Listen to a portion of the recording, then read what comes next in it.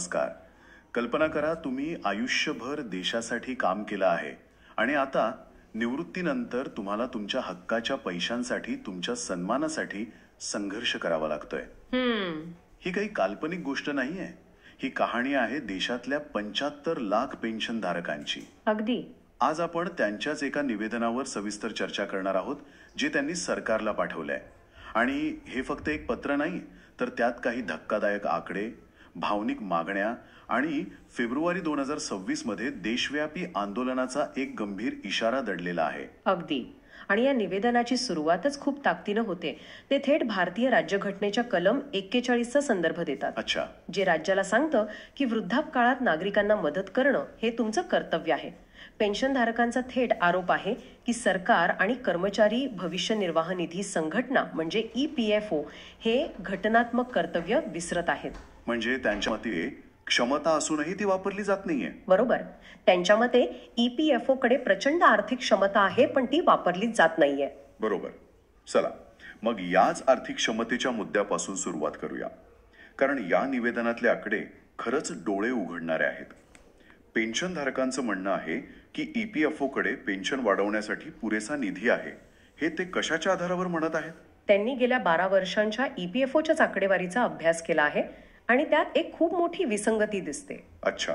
बघा, गेल्या 12 वर्षात पेन्शनधारकांची संख्या दरवर्षी सरासरी 5.43% वाढली आहे. ठीक आहे, हे तर अपेक्षित आहे. हो, पण त्याच काळात EPFOच्या पेन्शन फंडवर मिळणारा व्याज ते वार्षिक 13.28% चक्रवाढ दराने वाढला आहे. एक मिनिट, काय म्हणताय? पेन्शन घेणाऱ्यांची संख्या 5.43% वाढतीये पण फंडावरचं व्याज 13.28% वाढतंय. हो. म्हणजे व्याजाची वाढ पेन्शनधारकांच्या संख्येच्या वाढीपेक्षा जवळजवळ 2.5 पटीने जास्त आहे. हे तर विश्वसनीय वाटतंय. अगदी. आणि हेच आकडे पुढे जाऊन अजून स्पष्ट होतात. 2012-13 मध्ये EPFO कडे प्रत्येक पेन्शनधारकामागे दरमहा सरासरी 2,718 रुपये फक्त व्याजातून उपलब्ध होते. बरं. 2023-24 मध्ये हाच आकडा वाढून 6,228 रुपये झाला आहे. म्हणजे प्रत्येक पेन्शनधारकासाठी उपलब्ध व्याज दुपटीपेक्षा जास्त वाढलंय. अच्छा. म्हणजे आकडेवारीनुसार EPFO कडे आज प्रत्येक पेन्शनधारकाला सरासरी पेन्शनच्या जवळजवळ 4 पट रक्कम फक्त व्याजातून देण्याची क्षमता आहे. मग प्रश्न असा येतो की प्रत्यक्ष पेन्शन किती वाढली? आणि इथेच खरी मेख आहे. ह्याच काळात म्हणजे 2012-13 ते 2023-24 पर्यंत सरासरी मासिक पेन्शन फक्त 977 रुपयांवरून 1,603 रुपयांपर्यंत वाढली आहे. फक्त 1,603? हो. म्हणजे जेमतेम 64% वाढ. एका बाजूला उपलब्ध व्याज 130%नी वाढतंय आणि दुसऱ्या बाजूला दिली जाणारी पेन्शन फक्त 64%नी. ही प्रचंड मोठी तफावत आहे. हे आकडे ऐकून कोणाच्याही मनात प्रश्न येईल की मग हा पैसा जातो कुठे? EPFOने यावर कधी काही स्पष्टीकरण दिलं आहे का? EPFOचा एक नेहमीचा युक्तिवाद असतो की सध्या नोकरीत असलेल्या सदस्यांच्या निधीवरील व्याज हे निवृत्त सदस्यांच्या पेन्शनसाठी वापरता येत नाही. अच्छा. म्हणजे 2 वेगळे फंड आहेत असं त्यांचं म्हणणं आहे. हो. पण पेन्शनधारकांनी या युक्तिवादालाच आव्हान दिलं आहे. त्यांचं म्हणणं आहे की EPFOच्या वार्षिक अहवालात कुठेही ऍक्टिव्ह मेंबर्स फंड आणि पेन्शनर्स फंड अशी वेगवेगळी खाती दाखवलेली नाहीत. सगळ्या निधी एकच आहे. आणि त्यांनी तो एक महत्वाचा प्रश्न पण विचारलाय ना, जे सदस्य मरण पावतात त्यांच्या निधीचं काय होतं? अगदी. जे सदस्य सेवेत असताना किंवा पेन्शन सुरू होण्याआधीच मरण पावतात त्यांच्या खात्यातील निधीचं आणि त्यावरील व्याजाचं पुढे काय होतं, तो निधी कुठे जातो याचा हिशोब कधीच दिला जात नाही. पण EPFOच्या दृष्टिकोनातून विचार केल्यास त्यांना भविष्यातील लाखो कर्मचाऱ्यांसाठीही हा निधी सुरक्षित ठेवायचा आहे. पेन्शन वाढवल्यास निधीची स्थिरता धोक्यात येईल असा त्यांचा युक्तिवाद असू शकतो का? नक्कीच असू शकतो आणि तोच त्यांचा बचाव असतो. पण पेन्शनर्सच्या युक्तिवादाचा रोख हा मूळ रकमेला हात लावण्यावर नाहीये. मग तर केवळ व्याजाच्या रकमेच्या योग्य वाटपावर आहे. त्यांचं म्हणणं आहे की व्याजाची वाढच इतकी प्रचंड आहे की सध्याच्या पेन्शनधारकांना भरीव वाढ देऊनही मूळ निधी आणि भविष्यातील पेन्शनधारकांची सुरक्षा धोक्यात येणार नाही. आकडेवारी हेच दर्शवते. बरं. जर EPFO कडे इतका पैसा उपलब्ध आहे तर मग सरकारला अर्थसंकल्पातून वेगळी मदत का द्यावी लागते? या अर्थसंकल्पीय समर्थनाचा मुद्दा काय आहे ते पाहूया. हा एक महत्वाचा मुद्दा आहे. सरकारने किमान 1,000 रुपये पेन्शन देण्याचं तत्वतः मान्य केलं आहे आणि त्यासाठी अर्थसंकल्पातून काही रक्कम EPFOला दिली जाते. पण निवेदनात म्हटलंय की ही 1,000 रुपयांची रक्कम 2010 मध्ये नेमलेल्या एक्सपर्ट कमिटीच्या शिफारशीवर आधारित आहे. 2010? आपण आज 2026 मध्ये बोलतोय, म्हणजे 16 वर्षांपूर्वीच्या आकड्यावर. बरोबर. गेल्या 16 वर्षांत महागाई कुठे पोहोचली आहे, रुपयाचं मूल्य किती घसरले आहे आणि देशाची अर्थव्यवस्था कितीतरी पटींनी वाढली आहे, पण किमान पेन्शनचा तो आकडा तसाच आहे. म्हणजे जी रक्कम 2010 मध्ये किमान होती ती आजच्या काळात तर काहीच नाही. यावर निवेदनात काही आकडेवारी दिलीये का? हो. EPFOच्याच अहवालानुसार गेल्या 5 वर्षात 1,000 रुपये किमान पेन्शन घेणाऱ्यांची संख्या फारशी बदललेली नाहीये. ती साधारण 20 लाखांच्या आसपास आहे. आणि सरकारने दिलेली मदत? ती मदतही 900-950 कोटींच्या घरातच स्थिर आहे. याचा अर्थ महागाई वाढत असताना सरकारकडून मिळणारा पाठिंबा मात्र स्थिर आहे, ज्यामुळे या मदतीचं खरं मूल्य दरवर्षी कमी होत चाललंय. आणि इथेच तो भावनिक पण अत्यंत महत्वाचा मुद्दा येतो जो त्यांनी मांडला आहे की ज्या कामगारांनी 30-40 वर्ष 199 वेगवेगळ्या उद्योगांमध्ये कष्ट करून घाम गाळून देशाला जगातील 3री सर्वात मोठी अर्थव्यवस्था बनवण्यात मदत केली, त्यांनाच या प्रगतीचा काहीच वाटा मिळत नाहीये. हा विरोधाभास खरंच विचार करायला लावणार आहे. अगदी. ते म्हणतात की आम्हाला भीक नकोय, हक्क हवाय. देशाच्या विकासात आमचा वाटा आहे आणि वृद्धापकाळात सन्मानाने जगणं हा आमचा अधिकार आहे.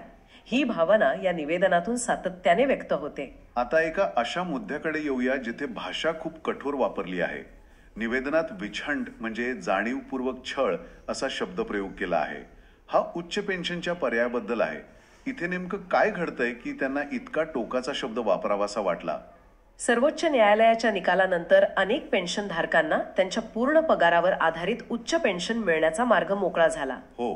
पण निवेदनानुसार EPFOचे अधिकारी हा पर्याय नाकारण्यासाठी किंवा त्यात अडथळे आणण्यासाठी सर्वतोपरी प्रयत्न करत आहेत. यालाच त्यांनी विछांट म्हटलं आहे. त्यांनी याची अनेक उदाहरणं दिली आहेत. जसं की काय प्रकारचा त्रास दिला जातोय? एक उदाहरण म्हणजे अर्ज क्षुल्लक कारणांवरून फेटाळले जात आहेत.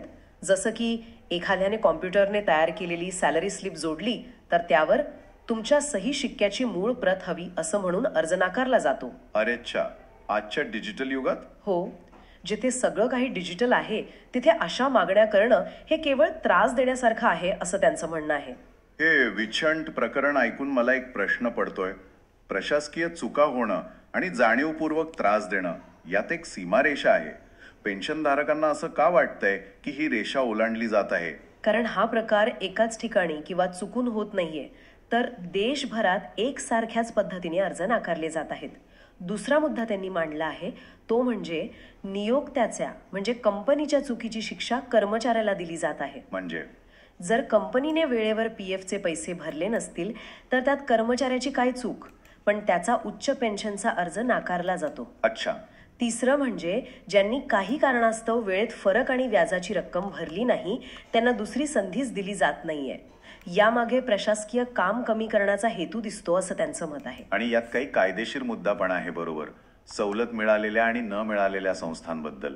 हो, हा सगळ्यात गंभीर मुद्दा आहे. सर्वोच्च न्यायालयाने स्पष्ट केलं आहे की उच्च पेन्शनसाठी सवलत मिळालेल्या म्हणजे एक्झेम्प्टेड आणि सवलत न मिळालेल्या म्हणजे अनएक्झेम्प्टेड संस्थांमधील कर्मचाऱ्यांमध्ये कोणताही भेद करता येणार नाही. तरीही तो केला जातोय. हो. तरीही ज्या कर्मचाऱ्यांचा PF सवलत मिळालेल्या ट्रस्टमध्ये जमा होत होता त्यांना आता वेगवेगळी कारणं सांगून नियम वेगळे होते असं सांगून उच्च पेन्शन नाकारली जात आहे. हा न्यायालयाच्या आदेशाचाच अवमान आहे असं पेन्शनधारकांचं म्हणणं आहे. म्हणजे या सगळ्या पद्धतशीर प्रकारामुळेच त्यांना वाटतंय की हा निव्वळ प्रशासकीय गोंधळ नाही तर जाणीवपूर्वक केलेला छळ आहे. अगदी. म्हणजे तांत्रिक आणि प्रशासकीय कारणांच्या नावाखाली हक्क असूनही तो नाकारला जातोय. हे खूपच गंभीर आहे. आता पेन्शनच्या रकमेपलीकडे जाऊन सेवानिवृत्तीनंतरच्या आयुष्याच्या गुणवत्तेशी संबंधित इतरही काही मागण्या आहेत ज्या खूप महत्वाच्या वाटतात. हो. आणि त्या खूप व्यावहारिक आणि थेट जगण्याशी संबंधित आहेत.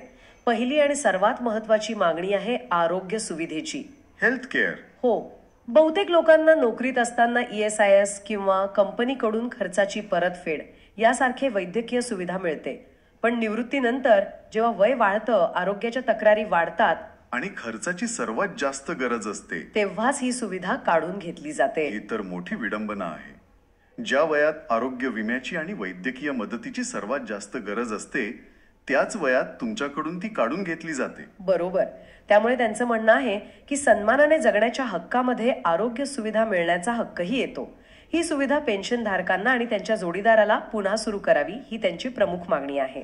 दुसरी मागणी प्रवासातील सवलतीबद्दल आहे. ही का महत्वाची वाटते त्यांना? कारण निवृत्तीनंतर लोकांकडे वेळ असतो पण अनेकदा प्रवासासाठी पैसे नसतात. काही वर्षापूर्वी रेल्वे प्रवासात ज्येष्ठांना मिळणारी सवलत बंद करण्यात आली. हो, ती बंद झाली. यामुळे त्यांचं फिरणं, नातेवाईकांना भेटणं, तीर्थयात्रा करणं यावर बंधन आली आहेत. ही सवलत पुन्हा सुरू करावी आणि ती फक्त रेल्वेपुरती मर्यादित न ठेवता सर्व सार्वजनिक आणि खासगी वाहतूक साधनांमध्ये लागू करावी अशी त्यांची मागणी आहे. बरं. यातून अर्थव्यवस्थेलाही चालना मिळेल कारण ज्येष्ठ नागरिक प्रवास करतील, खर्च करतील असं त्यांचं म्हणणं आहे. आणि एक शेवटची मागणी जी ऐकून थोडं अस्वस्थ व्हायला होतं ती आहे मृत्यूनंतर सन्मान. हो, त्यांनी म्हटलं आहे की जगताना सन्मान हवाच पण मृत्यूनंतरही तो मिळायला हवा. आजकालच्या महागाईत अंत्यसंस्काराचा खर्चही खूप वाढलाय. हो, हे खरे. अनेक गरीब पेन्शनधारकांच्या कुटुंबांना तो झेपत नाही.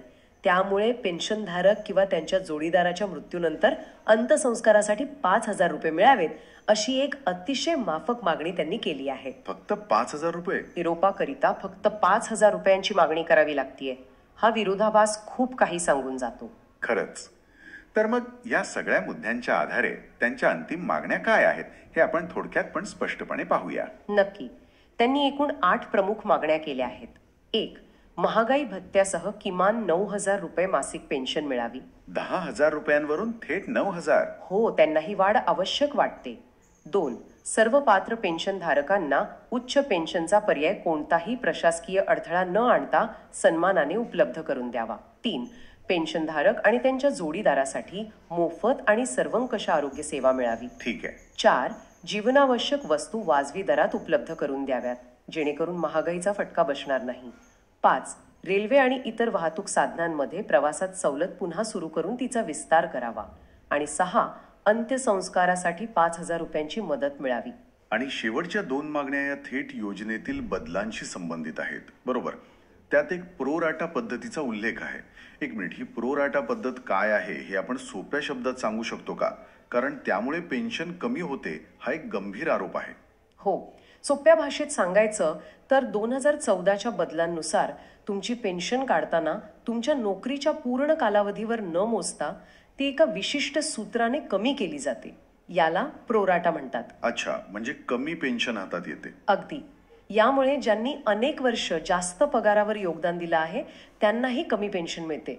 म्हणून त्यांची 7वी मागणी आहे की EPS 95 योजनेत 2014 मध्ये केलेले हे अन्यायकारक बदल जसं की प्रोराटा पद्धत आणि पेन्शनसाठी शेवटच्या 60 महिन्यांच्या म्हणजे 5 वर्षांच्या पगाराची सरासरी काढणे हे रद्द करावेत. कारण या दोन्ही बदलांमुळे पेन्शनची रक्कम कमी होते, लक्षणीयरित्या कमी होते.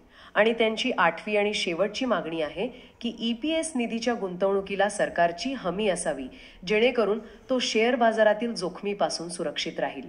तर आज आपण पाहिलं की देशभरातील लाखो ज्येष्ठ नागरिक ज्यांनी आपलं आयुष्य देशाच्या उभारणीत घालवलं ते आज आपल्या मूलभूत हक्कांसाठी रस्त्यावर उतरण्याच्या तयारीत आहेत.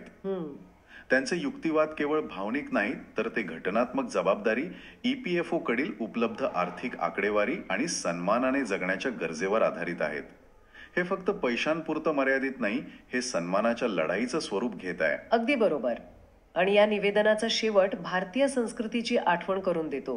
ते म्हणतात की ज्या देशात ज्येष्ठांचा आदर करण्याची महान परंपरा आहे त्याच देशात या ज्येष्ठांना आपल्या हक्कांसाठी आंदोलन करावं लागणं हे सरकारसाठी किंवा समाजासाठी भूषणावं नाही. बरोबर. यातून एक मोठा आणि मूलभूत प्रश्न निर्माण होतो जो केवळ पेन्शनधारकांपुरता मर्यादित नाही. आणि तो प्रश्न कोणता? तो प्रश्न असा आहे की एका वेगाने वाढणाऱ्या अर्थव्यवस्थेत आपण आपल्या सामाजिक जबाबदाऱ्या आणि आर्थिक महत्वाकांक्षा यांच्यात समतोल कसा साधणार आहोत. ज्या ज्येष्ठ नागरिकांनी या अर्थव्यवस्थेचा पाया रचला त्यांना या विकासाच्या प्रक्रियेत सन्मानाचं स्थान देणं ही आपली जबाबदारी नाही का? खरंच. हा एक असा प्रश्न आहे ज्याचं उत्तर केवळ सरकारने नाही तर एक समाज म्हणून आपण सर्वांनी मिळून शोधायचं आहे.